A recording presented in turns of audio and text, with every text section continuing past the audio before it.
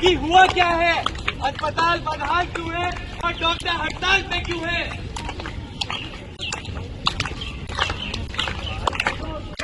सुनो सुनो भाई, सुनो सुनो भाई, सुनो सुनो सुनो भाई, सुनो सुनो। एक कहानी, डॉक्टरों का हाल, डॉक्टरों की जुबानी। सुनो सुनो भाई, सुनो सुनो सुनो सुनो भाई, सुनो सुनो सुनो सुनो भाई, सुनो सुनो सुनो सुनो भाई, सुनो सुनो। 10वीं में प्रथम श्रेणी से पास होने के बाद गुड़िया अपने पिताजी के पास बड़े ही उत्तेजित होकर जाती है कि उसको आगे जिंदगी में क्या करना है।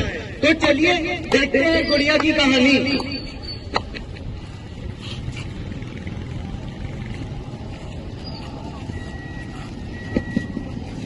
पापा मुझे ना डॉक्टर बनना है। शाबाश मेरे बेटी तो बड़ी हो, डॉक्टर बन के ही रहेगी। हाँ पापा, मैं डॉक्टर बन के ही रहूंगी। डॉक्टर बनने वाली हूँ। हाँ मम्मी, मैं डॉक्टर बनूंगी, लेकिन एक बात ध्यान रखना कि तुम्हें पैसे कमाने से ज्यादा लोगों की रक्षा करना है। हाँ मम्मी, मैं लोगों की सेवा करूंगी।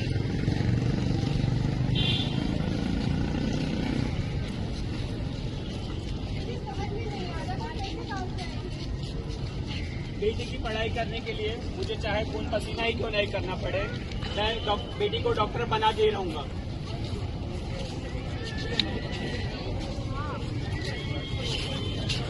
सुनो सुनो भाई, सुनो सुनो सुनो सुनो भाई, सुनो सुनो।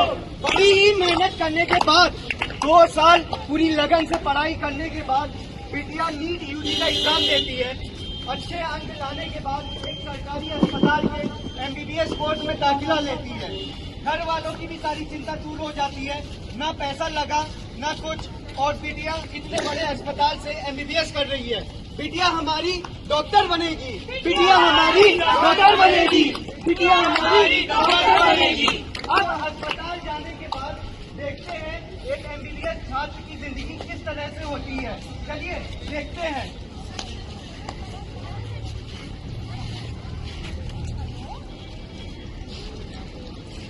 हेलो, हाँ मम्मी बोलो। अरे बेटी कैसे है? मैं बढ़िया हूँ मम्मी, आप कैसे हो? तूने खाना खाया कि नहीं? मम्मी मैं भी क्लास के लिए लेट हो रही हूँ, आपसे बाद में बात करती हूँ। अरे बेटा खाना मम्मी बाद में खा लूंगी, थोड़ी देर हो रही है। बाय। रात के 10 बजे। हेलो हाँ पापा। बेटा, 10 बज रहे, खाना खा लिया तुमने? पापा कल मेरी एग्जाम है, बहुत सारी पढ़ाई करनी है। पढ़ाई खाने का तो ध्यान रखना पड़ेगा ना बेटा। पर पापा खाना वाना खा लूंगी ना, अरे बेटा सुनो तो सही, अभी मैं रख रही हूँ पापा, please. Bye bye bye bye ध्यान तो दिया करो बेटा। बाय।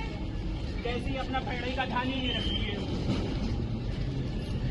हेलो बेटा, कल दिवाली है, कल तो आ रही हो ना? नहीं नहीं, अभी इस बार भी नहीं आ पाऊंगी मैं घर, छुट्टी नहीं है। बेटा ना होली ना दिवाली कभी नहीं आती हो, अब मैं डॉक्टर, साल हो गया। अब मैं डॉक्टर बन के ही घर आऊंगी। चलो बेटा ध्यान रखो, भगवान रहे कभी।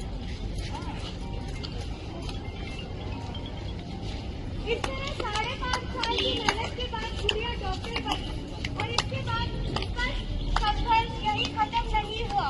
2 साल की फिर पढ़ाई करने के बाद उसने कोलकाता के आरजीकर मेडिकल हॉस्पिटल में स्पेशलिस्ट डॉक्टर का कोर्स चुना, और वहाँ पे 3 साल पढ़ाई करने के लिए फिर से गई। बिटिया हमारी डॉक्टर बन गई, बिटिया हमारी डॉक्टर बन गई। चलिए देखते हैं आरजीकर मेडिकल अस्पताल में एक जूनियर रेजिडेंट की जिंदगी किस तरह से है। हेलो हाँ पापा। बेटा, 12 बजे, कहाँ पर हो? पापा अभी तो अस्पताल में ही हूँ। खाना खा लिया तुमने? खाना पापा अभी थोड़ी देर में खाती हूँ, मरीज देख रही थी। जब देखो जब हॉस्पिटल में ही रहती हो, दिन भर करती क्या हो? घर वालों से बात करने का समय ही नहीं है तुम्हारे पास। पापा घर वालों से बात में सुबह इतनी जल्दी आ जाती हूँ अस्पताल, फिर मुझे ओपीडी के मरीज देखने होते हैं। मरीज देखने के बाद पापा बहुत सारे मरीज भर्ती होते हैं। भर्ती होने के बाद उनमें से कुछ मरीजों का ऑपरेशन होता है, फिर मुझे उनका काम करना होता है। और साथ में पापा इमरजेंसी भी तो आती है ना, तो मैं कब आपसे बात करूँ? बेटा अकेले डॉक्टर थोड़ी ना हो तुम अस्पताल में। पापा यहाँ पे सब लोग इतना ही काम करते हैं, मैं अकेले काम नहीं कर रही हूँ इतना। खुद का ध्यान रखना भी तो जरूरी है। पापा सब है यहाँ पे, सब लोग ऐसी जिंदगी जीते हैं, सब मेरा ध्यान रख रहे हैं और मैं भी रख रही हूँ। आप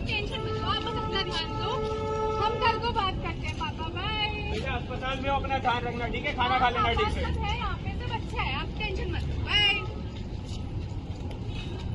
तो ये था, गुड़िया जो है अभी अपनी नाइट ड्यूटी कर रही है। इसके बाद देखते हैं क्या हुआ उसके साथ नाइट ड्यूटी के बाद।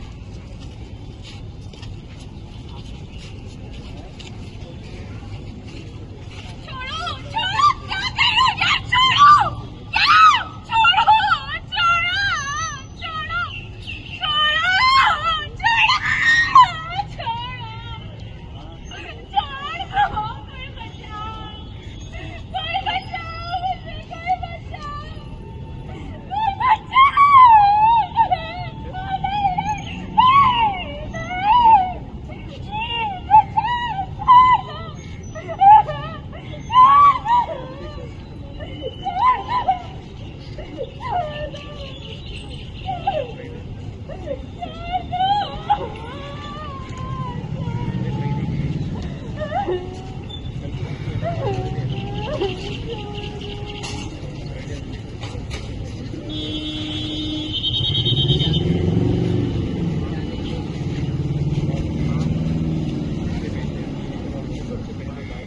हैरान ना हो, ये कोई काल्पनिक कहानी नहीं है। ये हमारे किसी के द्वारा हुई एक सच्ची कहानी है। 9 अगस्त सुबह 3 से 6 बजे के बीच में RJ Akhtar medical college Kolkata में हुई दिल दहलाने वाली वारदात। 36 घंटे की लगातार ड्यूटी करने के बाद कुछ पल के लिए आराम करने गई स्वास्थ्य विभाग की एक महिला डॉक्टर अपने ही अस्पताल के सेमिनार रूम में अनशन अवस्था में मृत पाई गई। क्या बात करते हो? इसके लिए तो बहुत बड़ी कार्रवाई हुई होगी ना। अरे क्यों मजाक करते हो? क्या हुआ, कब हुआ, कैसे हुआ, इसकी किसी को भनक नहीं। ना सीसीटीवी कैमरे में कोई हलचल, ना कोई तकनीकी गवाह। ऊपर से बिना पोस्टमार्टम किए अस्पताल ने बिना घर वालों को बताए अपने ही में पोस्टमार्टम करके मरीज का दाह संस्कार भी कर दिया। बताओ, ऐसा होना चाहिए क्या? बिल्कुल नहीं, बिल्कुल नहीं। पोस्टमार्टम की रिपोर्ट में महिला डॉक्टर के शरीर पर कई गहरी चोटें पाई गई। आंखों से खून बह रहा था। जांघ और गुप्तांग पर चोटें इतनी गहरी थी कि कूल्हे की हड्डी तक टूट गई थी।